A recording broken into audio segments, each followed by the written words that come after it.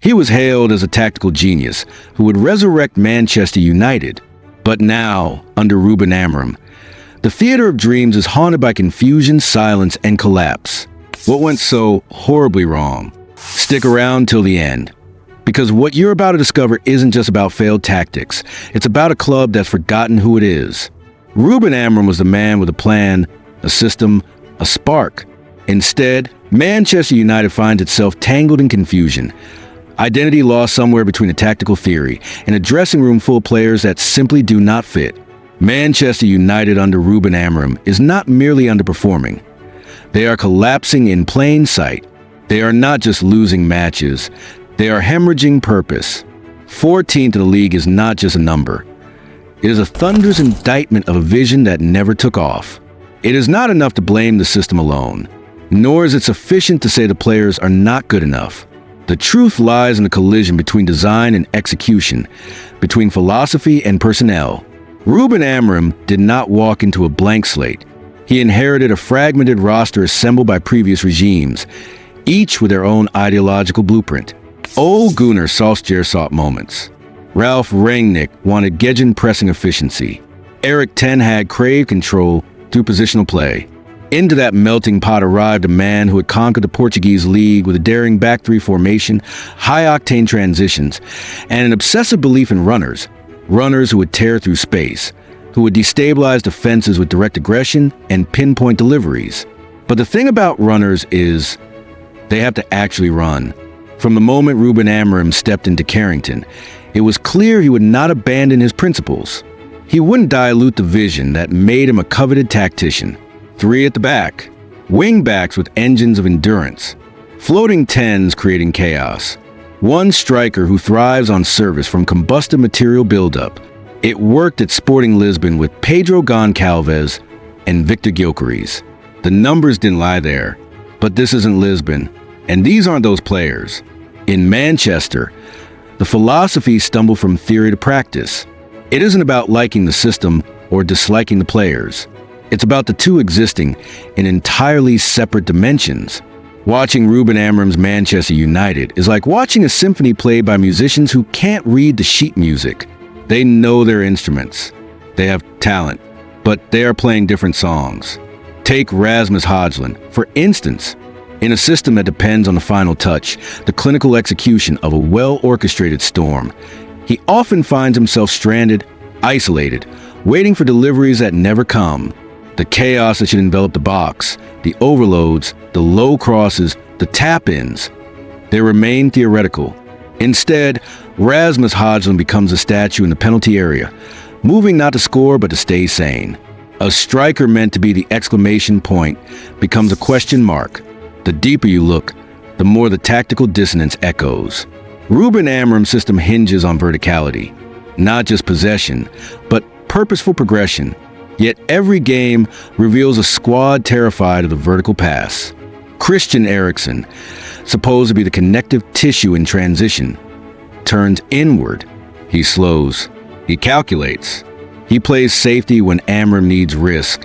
And Bruno Fernandes, Manchester United's most dynamic creator, has transformed from maestro to firefighter.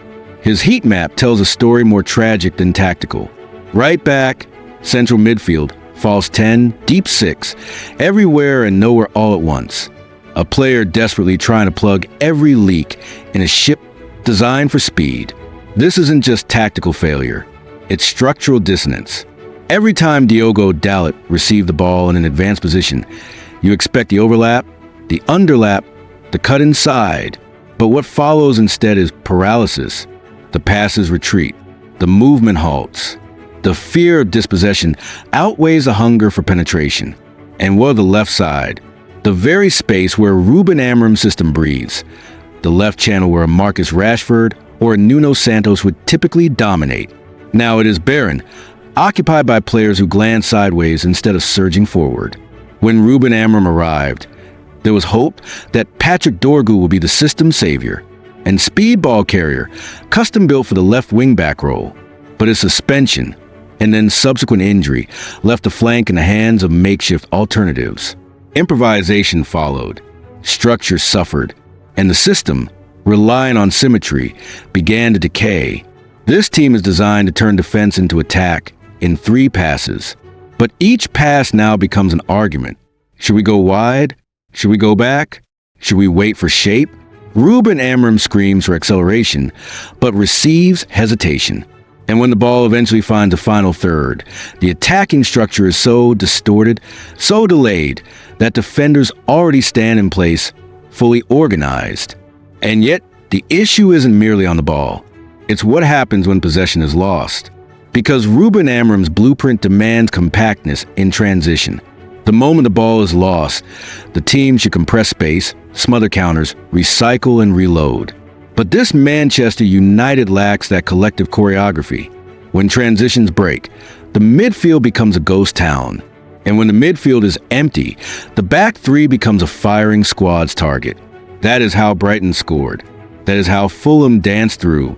That is how Everton, a team battling relegation, humiliated Manchester United in broad daylight. This is a misfortune. This is design malfunction. Joshua Zirkzee, for all his technical elegance, is not a shadow striker. He does not drive at defenders. He prefers to drop, link, probe. In Rúben Amorim's world, that role belongs to an assassin, someone who receives, turns, and runs straight into chaos. Without that, the system becomes static. And as the floating 10s float further and further away from their intended zones, the defensive lines of opponents grow bolder, stepping up, compressing United into claustrophobia. Bruno Fernandes, exhausted by the silence around him, starts to invent. Diogo Dalot, caught between instruction and instinct, defaults to the byline. Rasmus Højlund, robbed the system that would feed him, drifts out wide. What was once supposed to be a system of movement becomes a painting of stillness.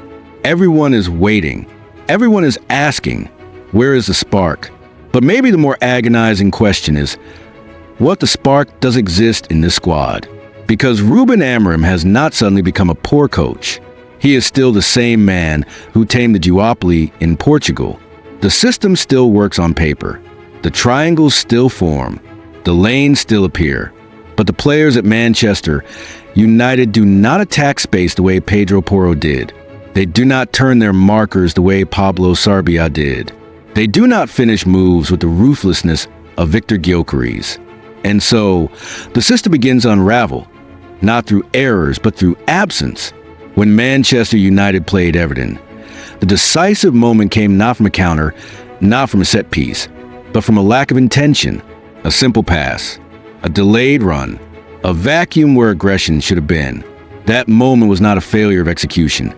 It was a symptom of something more dangerous, a disconnect between demand and DNA.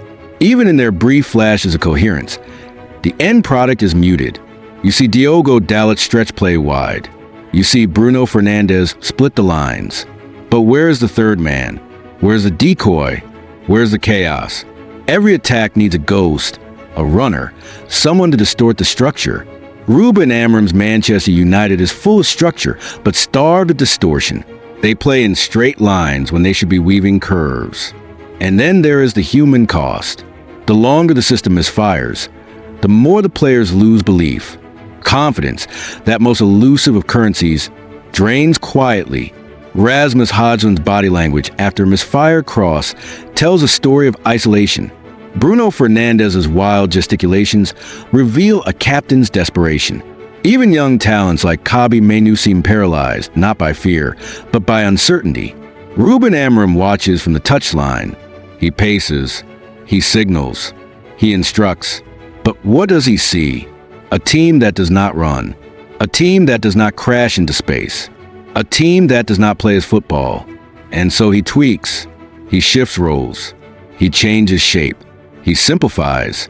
But simplification is a confession. It is the admission that the original plan no longer fits. It is the resignation of ambition. And when a manager like Rúben Amorim is forced to abandon his core identity, the fallout is rarely graceful.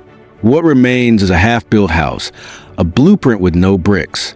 The tragedy here is not that Rúben Amorim's ideas are bad. It is that he was never given the right actors to perform them. He was handed a cast from a different play. And no matter how many times he rehearses, the story will not sing. Not like this. In another universe, with another squad, Rúben Amorim's Manchester United might have flown. In this one, they stagger. And yet, the question must be asked. If you hire a man to paint the Sistine Chapel, why give him a paintbrush man for drywall? This is not about patience. This is about alignment. If the board believed in Rúben Amorim's philosophy, they should have brought him runners. If they wanted control, they should have stuck with Erik ten Hag. Instead, they stand in limbo, caught between systems, between ideas, between eras. And so Manchester United remains a shadow of its potential, a ghost of its ambition, a club desperate for revival but allergic to revolution. Every misplaced pass, every stalled run, every confused expression on the pitch, it all whispers the same truth. Rúben Amorim's Manchester United isn't working, not because he isn't good enough, but because this club no longer knows what it wants to be. And until it does, nothing, no manager, no system, no striker, will fix what is broken. Is Rúben Amorim truly the problem? Or just another brilliant mind crushed by a broken institution? Should Manchester United rebuild around his vision? Or is it already too late? Do you blame the board, the players, or the philosophy itself? Drop your thoughts in the comments. We want to hear your take. And if you're tired of surface-level football talk, subscribe now. This is just the beginning.